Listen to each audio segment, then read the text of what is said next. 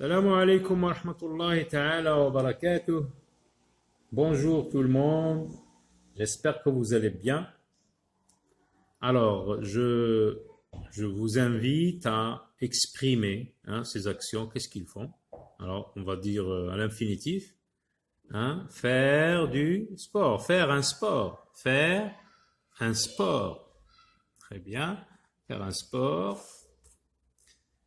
Je vais vous montrer deux autres dessins, deux autres personnages. Quelle autre expression comme celle-ci peut-on trouver pour ces actions-là? Faire un travail. Faire un travail. Très bien. Regardez celui-là. Faire des photos. Faire des photos. Très bien. Regardez ce personnage. On va dire faire 35 kilos. Il fait 35 kilos. Très bien. Alors, qu'est-ce que vous remarquez? Faire un sport, faire un travail, faire des photos, faire 35 kilos. Donc, c'est le verbe faire ici qui est en question. Le verbe faire est parmi les verbes les plus employés, surtout à l'oral. C'est pour cela qu'on l'appelle un verbe vicaire, ça veut dire remplaçant, il remplace d'autres verbes plus précis, ou bien un verbe substitut, ou bien encore un verbe passe-partout. Alors, pour exprimer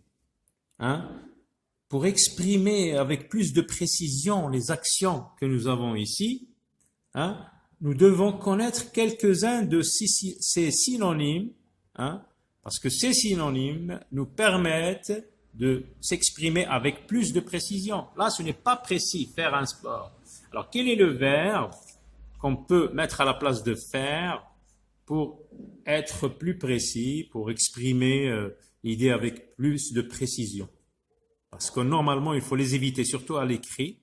Donc, il vaut mieux dire pratiquer un sport.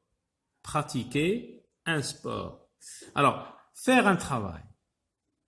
Alors, pour exprimer encore l'action avec plus de précision, quels sont les verbes qu'on peut mettre à la place de faire?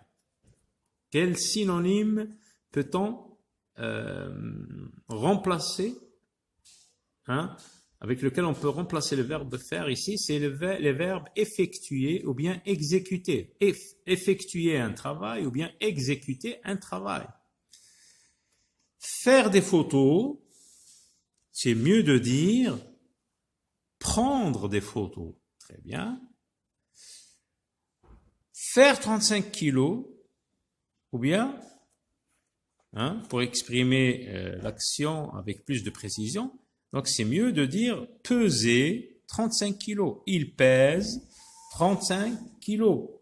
Donc comme vous le voyez, ici le verbe faire peut être remplacé par ces synonymes qui expriment mieux l'idée. Donc il faut connaître quelques-uns de ces synonymes. Je propose une autre liste d'actions, d'expressions où le verbe faire n'est pas très précis. On peut l'utiliser à l'oral, mais je vous invite à trouver, à réfléchir, à penser au verbe qui exprime mieux l'action. Alors, faire 100 dirhams, par exemple, un pull, il fait 100 dirhams. Quel est le verbe que je peux mettre à la place du verbe faire et qui exprime mieux l'idée? C'est le verbe coûter. C'est le verbe coûter. On va dire le pull coûte 100 dirhams. C'est mieux. Faire un livre, un écrivain fait un livre. Faire un livre, c'est écrire un livre. Écrire un livre.